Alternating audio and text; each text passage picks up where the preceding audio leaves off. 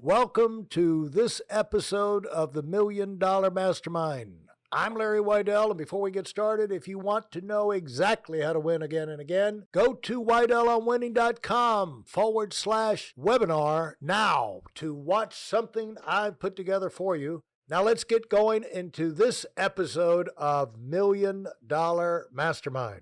I am here this afternoon with my good friend Tonia Poe. Hello, Tonia. Hello. Thanks for coming back. Tonia is one of our most popular guests of all time on our Million Dollar Mastermind podcast. And I wanted to get Tonia to come back and go through a couple of subjects that just kind of come up as related to, like, topics related to different areas of winning.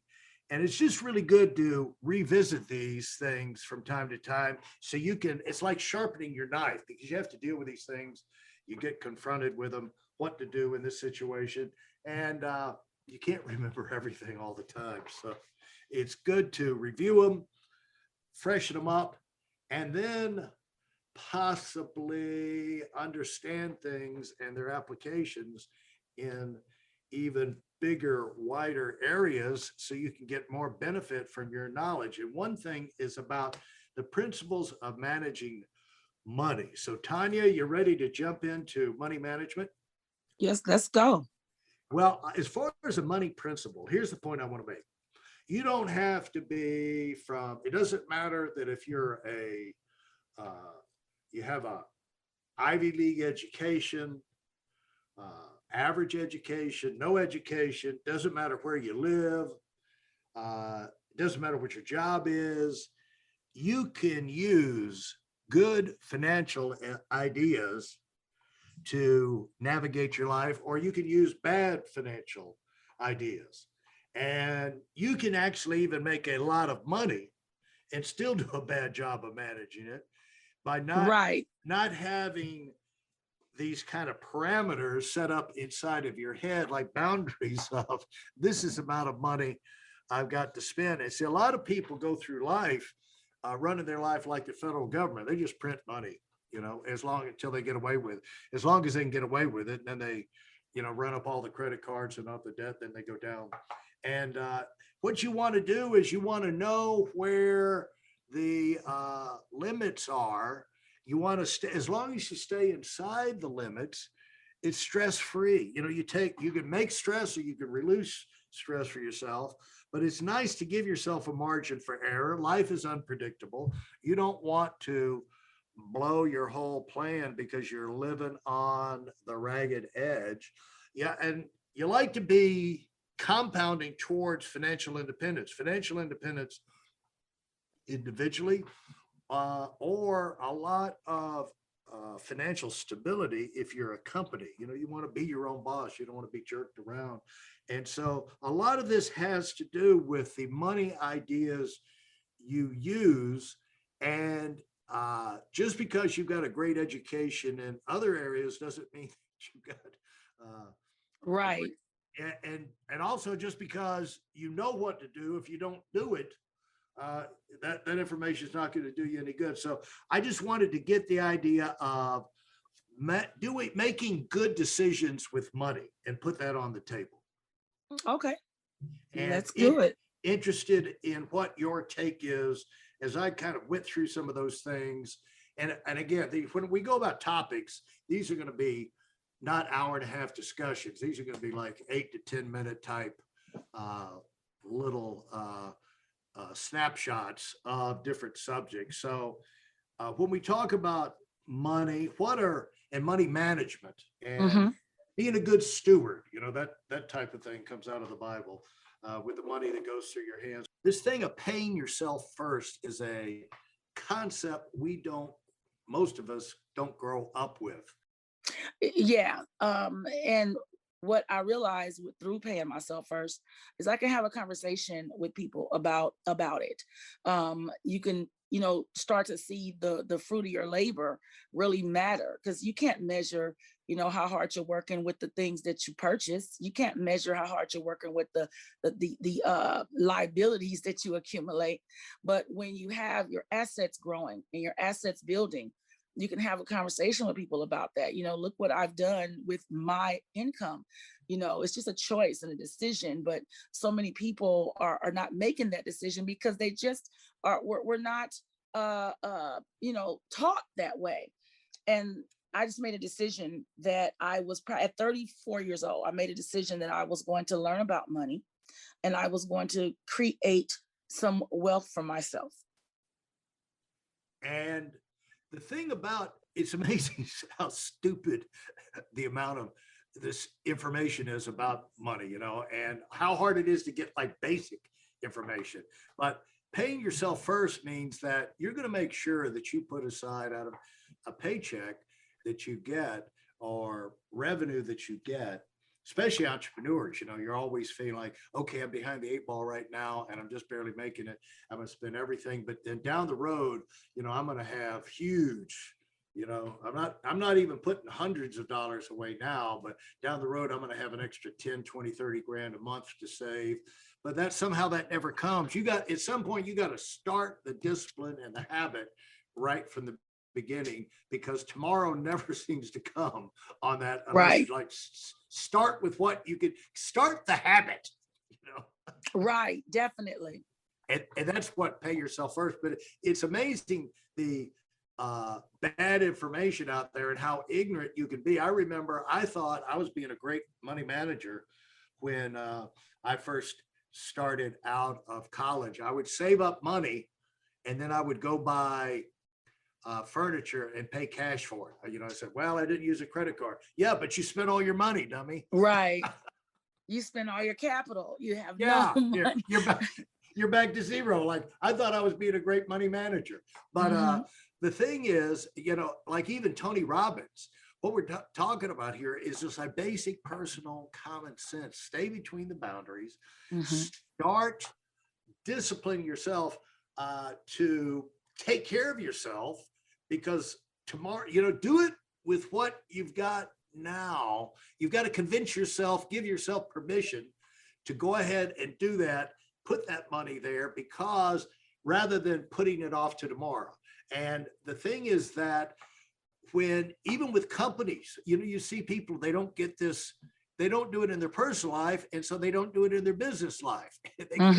They create problems for their company as well. And, there's a lot of big companies that go bankrupt, folks, and because they're not managed carefully. Remember Rick Williams was earlier CEO of the company. And I remember talking to him about his boys one time, and they just made a trip up to Alaska. And, they're like 12, 13, 14 years old. And he said, yeah, I'm real proud of him. He said, I think they're going to be savers. Of all the things that, he could have talked about with those boys was they're going to be financially solid, and I thought, as a financial guy in the company, it was interesting. He was passing that on to his kids from an early day. It's one thing to learn to earn money as a kid. It's another thing to learn to save money as a kid, and the quicker you can get that in your children, you can get that in yourself, the better you're going to be, because it gives you a cushion against the calamities of life. Somehow, when you got some money to cushion the blows in life, you don't panic quite as much. You're not as neurotic as when you're living on the ragged edge, are you? Hey, listen, there's a lot of information online, but there aren't a lot of people who've actually done something. In my case, I've actually built a successful business that's accrued over $5 billion in assets under management and has done well even during trying times. Now, if you want to know exactly how I've done this, go to whiteelmwinning.com/webinar now. I've compressed a decade of learning into 5 short weeks just for those of you who want to give yourself an incredible advantage and are tired of waiting and watching others move up. Exactly. No, not at all. And I have a 15-year-old daughter, and I've been probably since she was 10, I've been going over how money works.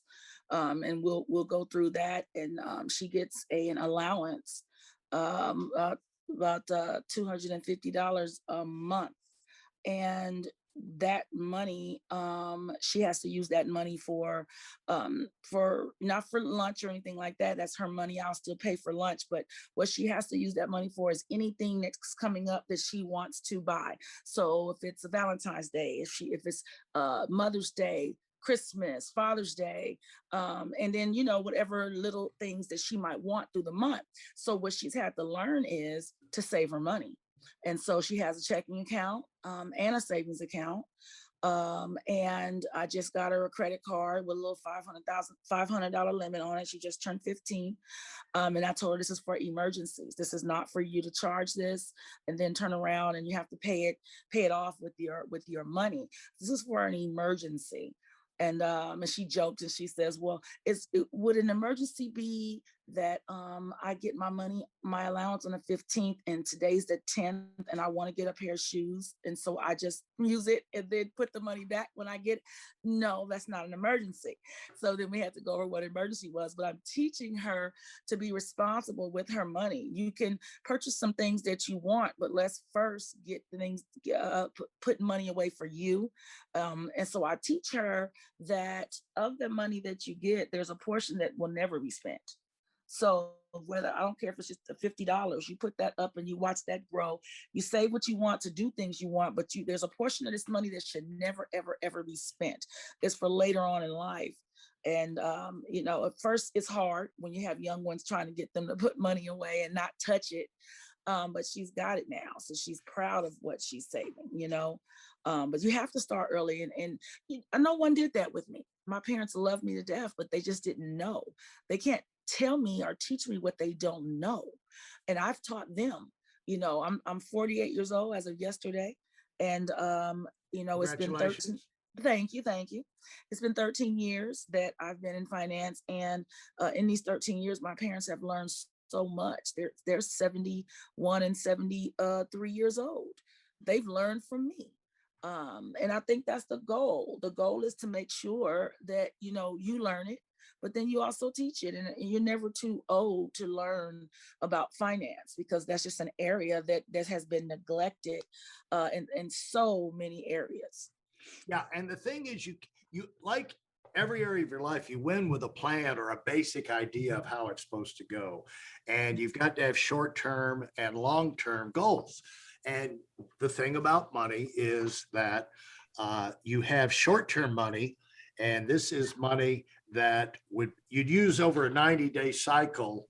You got to have an emergency fund. A good guideline is 3 to 6 months of income in an emergency fund to take care of, new tires for the car, or, all of a sudden roof on the house or something, or a tree falls over, so whatever. You have these surprise expenses, but then you have, that's called the put and take money, the Right. emergency fund. But then you have the long-term money, which is the put and leave. And this is the money for the future, and you're not going to touch for any reason, because that's your nest egg. That's your financial independence. That's your security and buffer against the world. Not going to get in there. And Right. so if you win when you have a plan, it makes it easier for you when you understand that. To understand a thing like a budget. Now, budget's not getting a spanking. It's not a discipline. It's not a bat because you've been bad. A budget gives you an idea of staying in the line. You can comfortably afford to spend this much money on this much money on that, and still get these other things going. Right. And you look at a budget as, which I never did. I always thought a budget is from the devil. You know what I'm saying? It's like a budget is a boss telling me what to do. A budget is something that you rebel against. No, a budget is your friend. A, Right. a budget helps you know where the edge of the cliff is so you can move through life, making decisions, spending money, buying things, doing things, and know that you're within the range of where you're not going to go overboard like the federal government does. We can't run up these $10 trillion deficits. We can't print money, but so many people live their life like the government does. They decide, hey, we need this, and then they go spend money and get it. Uh, and so don't worry about paying it back. That's for somebody else or another administration. Well, we are elected for life to run our life, and so Right. we we're responsible. And so when you understand some of these concepts, you can kind of calm down on worrying. The whole idea is when you don't have money, I mean, financial fears will crush anybody, won't they? Yes, they will. And what's funny is, prior to me being in finance, I used to budget all the time, but I didn't budget for the right reasons. I budgeted because I didn't like not being able to go spend money on the things that I want to spend money on. So I would budget, and I would budget really, really strategically, and then I would have money left over to go shop for things I didn't need, to go hang out with my friends. And so I would budget for that, not budget to be able to put money away. I wasn't a saver, but I was always a budgeter. I could budget down to the drop, to the last T. So that piece did help me when I got into finance, because the budget part I already had, but now I just have to change the reason why I was budgeting to Right, put money away for the future, not to have more to spend and blow. You know what I mean? right. And I think that people that do budget but don't save, um, they have to understand that, you already have the habits of budgeting, but now you just have to change the concept, to change the reason why you're doing it, and part with that money. Sometimes it's very difficult to part with this extra $200, or part with that. That's why I think it's very important to put yourself in a program where, hey, you put your money away. They take it out of your checking account. They put it away. As soon as it hits your account, they take it away. So you don't even have time to look at it and figure out what you're going to do with it. Just set it that way to where it's automatically coming out. You get paid on this day. Hey, what percentage do you want to come out to go directly to your savings account? And that helped me a lot, tremendously. And I think that helps a lot of people just learn how to put money away. Some people don't even know or understand how to do it. It seems so simple, Larry, but some people don't know how to do it. They don't even know how to put it into their life. And when you do, you give yourself the privilege of taking advantage of what Albert Einstein or something, Warren Buffett or one of these geniuses said is the eighth wonder of the world or something, which is the magic of compound interest, and how that, you put money aside and you get a chance to make interest on your money, and then interest on the interest. And for those who don't know the rule of 72, you take your interest you're getting, return on your money, you divide it into 72, and that tells you how many years it takes to double. So even if you're getting 6%, that money is going to double in 12 years. Mhm. And over a career, even at 6% interest, it could double, double, double several times the sooner you get that out and get it in one of those accounts. And so, anyway, that we won't get into where to put the money because that's advising, but you need to think about yourself and get some of that money that's going through your hands over to the side where it can start working for you rather than just be spent. Right. And give yourself a much greater peace of mind, and also make you a better decision maker at work. Any last word on money? Um, just, I read a book one time that said that, money is a concept made up in your mind. And I thought that was the craziest thing, the weirdest thing. But when you think about it, it's true. Because if you want more of it, there's a million ways to create a situation where you can go get it. It's just how bad do you want it? If you want a better life in the future, it's a matter of taking the right steps to secure that with the money. Put it up. Learn how to have your money work hard for you instead of we always being the ones to work hard for the money. The information is out there, Larry. It's just, there's so many books, just not enough books being read on the topics and on the subjects. We have to take initiative to change the direction of our families. I took a step, and I took a vow that there would be never another broke Poe, in my family, as long as I live and beyond. And this is due to the education that I started to receive at 34 years old, now being, 48, and passing it on, getting with my child. So I just think that a decision needs to be made about, really a serious decision about what you want your legacy to look like. You only have a certain amount of years on this earth. And what are you going to do with them? You dictate, literally, as long as, your Heavenly Father keeps waking you up every day. You get to tell what your life is going to be like with the choices that you make. And I think people just need to choose to be more aware of their finances and get the information that they need to change their life, Larry. Excellent. Hey, thank you, Tonia. It's just excellent insights on money, folks. Make it a priority to start moving to make yourself financially independent now.